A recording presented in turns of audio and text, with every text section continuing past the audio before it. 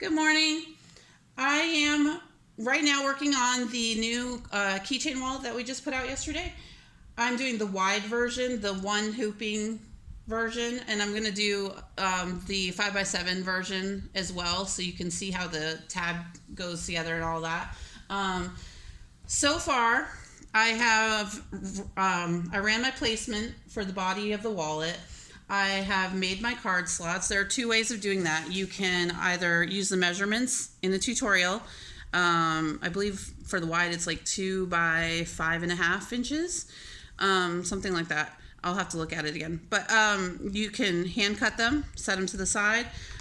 There are also files for the optional card slots that are done on the hoop, and that's how you get that top stitch on the top.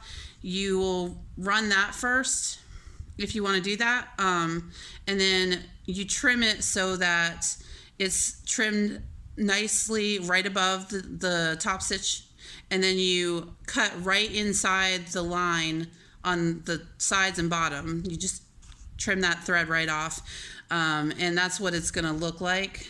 Let me see. There you go. Now you can see it. But again, you can do it either way.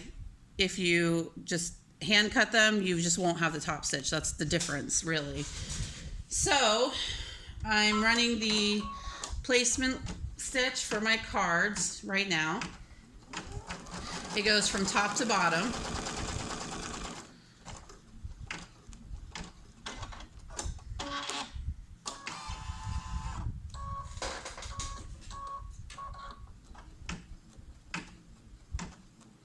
While it's doing that, I'm just kind of over here trimming off some thread and whatnot.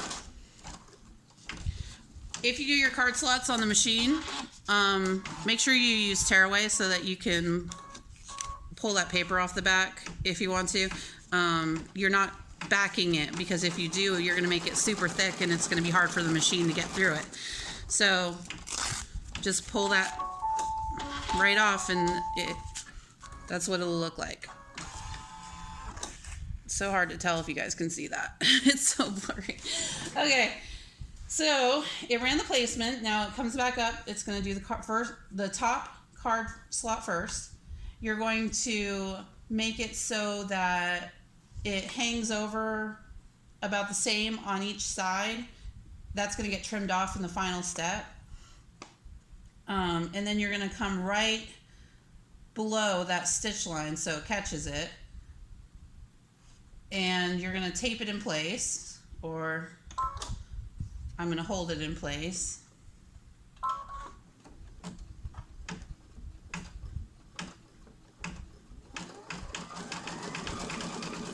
Whoa. That's why you tape it in place, so it doesn't shift on you. All I have is packing tape. That's all I have. I need to go get regular tape, but I never do. Okay, so stop, so you have a chance to get your next one lined up, and you do the same thing. It comes down right below that stitch line so that it'll catch.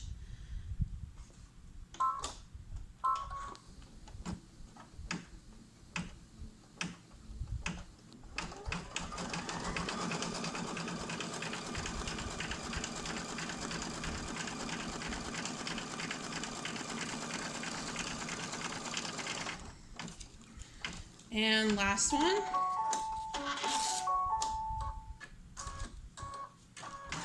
Let me trim this thread off or it will bother me. And again, right below that stitch line, lining them up with the others. Easy peasy.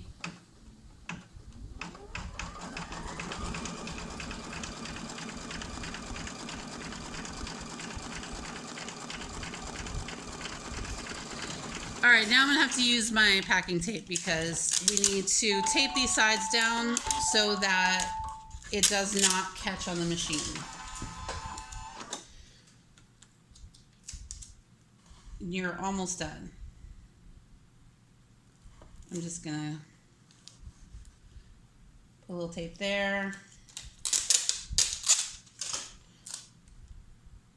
Maybe a little duct tape right there. That looks good. This side won't catch because it's going to go up and around, down, and back over. So you should be fine on that side, but this side will catch, so watch it. This is kind of the nature of the beast. So now I'm going to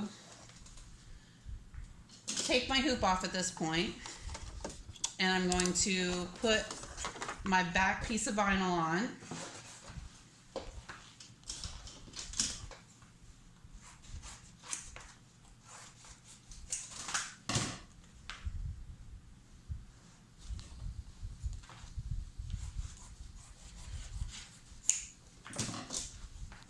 I'm just getting this on here and I'll show you in a second.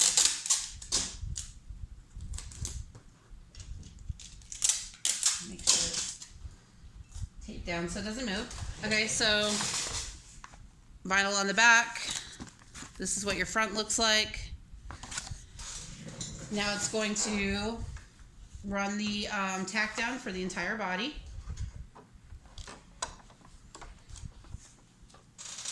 Make sure I'm on there good. It's trying to eat my hair. Come here, hair. Gross. Okay. So now it's going to run the tack down for the entire body, and then it'll run the cam snap placement for the main tab.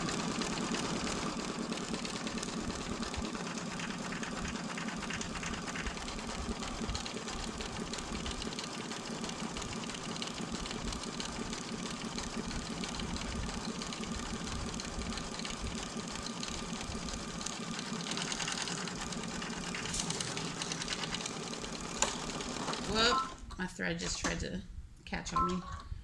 I saved it.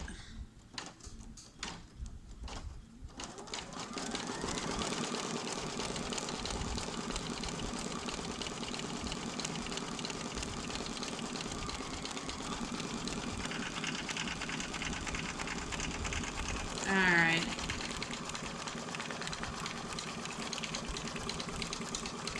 All right, awesome. It didn't catch because we used tape.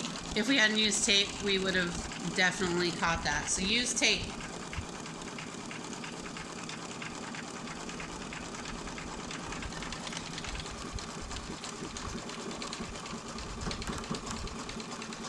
So I guess the thickest point, you're gonna have 5 layers of vinyl. So I highly recommend you using thinner vinyls. There are a lot of options out there, a lot of really cool options. If you try to use like marine vinyl, it's going to be way too thick. It's no bueno. All right, so cam snap placement for the top.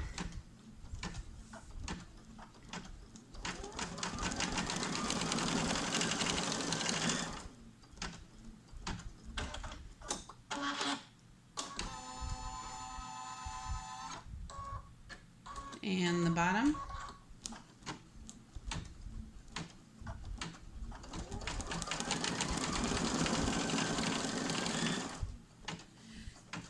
And that's it. According to this, it took 1,484 stitches and 3 minutes.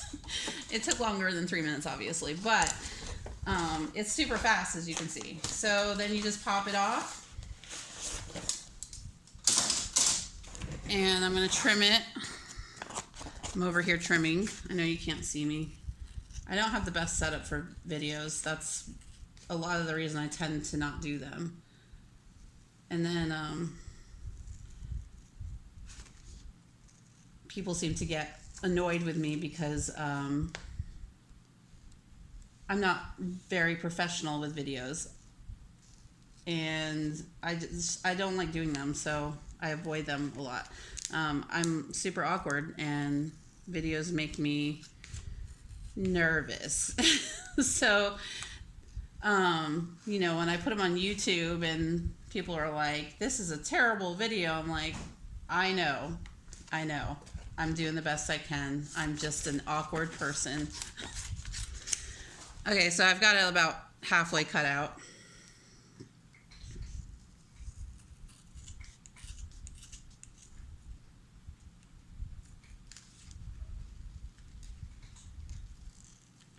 And I don't recommend using packing tape because it's really hard to get off after, but that's all I have.